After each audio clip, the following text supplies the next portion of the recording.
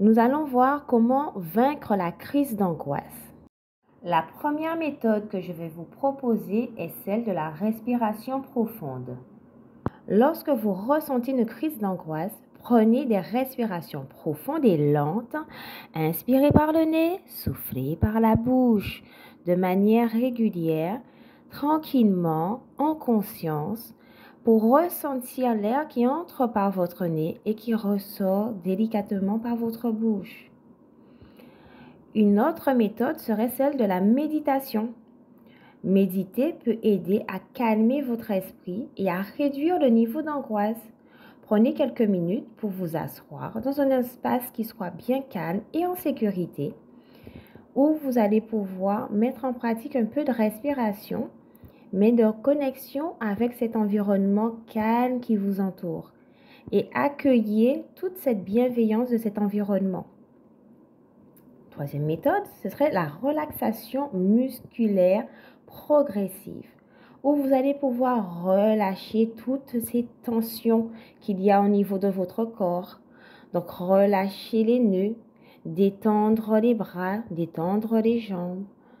Tranquillement, faire cette relaxation musculaire en laissant votre corps se détendre et se relâcher avec bienveillance. Évitez aussi des temps de distraction. Pour pouvoir vaincre les crises d'angoisse, évitez de vous retrouver dans des situations où vous allez être amené à devoir tout le temps réfléchir, stimuler votre conscient. Au contraire, essayez de voir si vous pouvez vous détendre par peut-être de la lecture ou une activité apaisante pour vous. Une autre méthode pour pouvoir vaincre les crises d'angoisse, ce sont les exercices physiques. Il n'est pas nécessaire d'être un grand sportif pour pouvoir faire du sport. Même une petite marche, de la nage ou peut-être même sauter à la corde pour revenir un peu à l'enfance ou bien faire même un peu de jardinage. C'est aussi de l'exercice physique.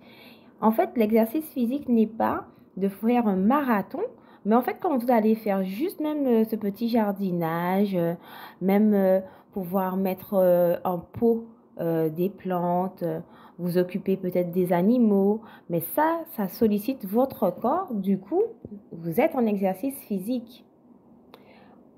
Un dernier point serait de la thérapie. Pouvoir vous faire accompagner par un thérapeute, de préférence quelqu'un de qualifié, et surtout en qui vous avez confiance. Si vous avez une appréhension sur un thérapeute, c'est clair, n'y allez pas. Vous n'allez pas pouvoir travailler suffisamment sur vous et ça ne sera pas bénéfique.